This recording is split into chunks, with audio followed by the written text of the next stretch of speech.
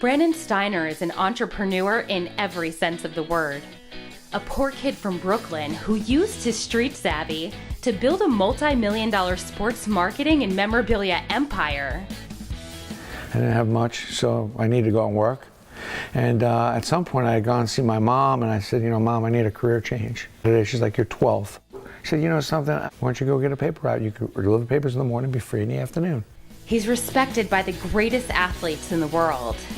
Do you feel like you went through that process and now you're a better person, or do you regret maybe just even going down some of those roads? Oh, obviously I have incredible regrets.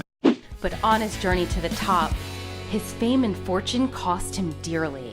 He lost friendships, was distracted from family, and struggled with emotional bankruptcy.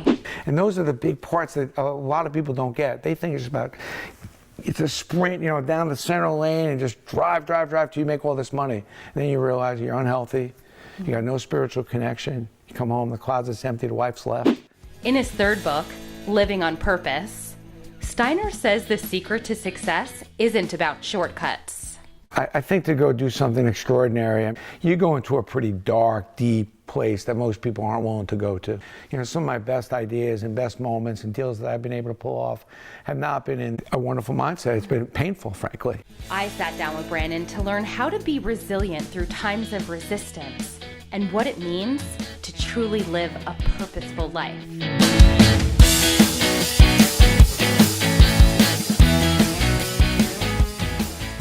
The new book is called Live on Purpose. I'm 58 now. When I was a young kid, 58 meant you were getting ready to retire, head off to Florida and die. I'm just getting started. I feel great. How is it playing with Odell? I mean, is this a little bit of an unusual character? Yes. And I think that a lot of people are struggling now. They've been working for 20, 30 years, and all of a sudden they find themselves in their 50s and they got another 20 to go. And they're like, whoa. How do I reset? How do I refire? And also, there's been a confusion. Like, people thought that if you just made a lot of money, they'd be, they were successful. But now they're unhappy. Well, they realize that it's only a part of success, and that there's health, there's spiritual. I think most people think that they want to do well so they could do good, and it's delusional. I speak to younger people, it's like, yeah, one day when I make a lot of money, then I'm going to give back, or then I'm going to help people. I'm like, no, you do good, and as a byproduct of doing good, you do well. And that's the real joy of doing well, is by the good you do as well. And that's such an important lesson. I think you talk to people, it's like, well, I get through these few months of work, I'm going to get to the gym, then I'm going to eat good. I'm like, no. If you were eating well and going to the gym, your work would be half of it, because you'd be so much more clearer. And it's doable. And that's really the premise of the book, is I think that people probably want more of that, but they're not sure how to initiate it. So you work with some of the biggest names in the sports industry, Derek Jeter. Isn't that plain and simple for you, though? Yeah, that's why you play. Is it winning or misery for you? Yeah. Eli Manning. I was just thinking deja vu, because the last time we had kind of done something like this, I'd see you often, but was with you and your dad. What gave you that it factor? When you come up with an extraordinary idea, there's a lot of insanity that comes with it, and you need a lot of collaboration and support and help to get that big idea to go through. And it has to do with trust, I think, too, because earning trust as a startup can be really difficult. How did you gain the trust of the athletes you work with, the partnerships that you were able to obtain? Value is about what you could do for someone that they can't do for themselves. And I think for the athletes to get known, it was just constantly trying to think about, wow, I wonder what that guy could possibly use. Back in the late 80s and 90s, I was doing their fan mail, opening up envelopes all day, trying to find appearances, helping them sort out the important mail. And for a lot of athletes, that was a big deal, because they'd have boxes of these letters outside their locker. And nobody really wants to get rid of someone that's helping them with their problems or something that's important to them.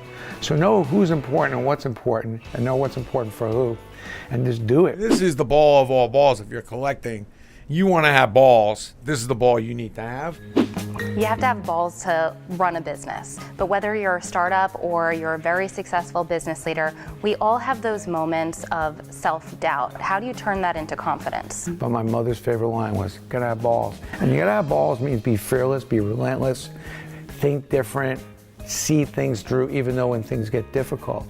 The entrepreneurial mindset is about three things. It's about understanding the change that's going on, that you're trying to invoke your will, your idea onto. It's about leadership. Can you lead? Can you sell it when no one else sees it? And And then the third thing is risk. And this is where most people drop out. Do you have the balls to take the risk and put all your marbles on the middle of the table on your idea? Because a big part of winning, potentially you will lose too. You just want to win more than you lose. Do you meditate, play basketball? Like, what eases your stress?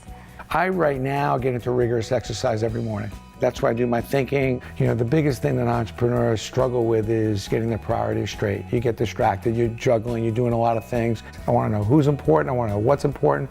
I call it my MVP list, my most valuable priorities. And I also want to get my not to-do list.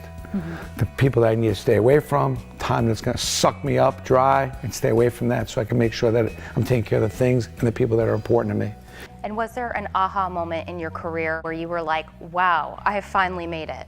There's a bag in this room that has the thank you notes, the people that I've affected.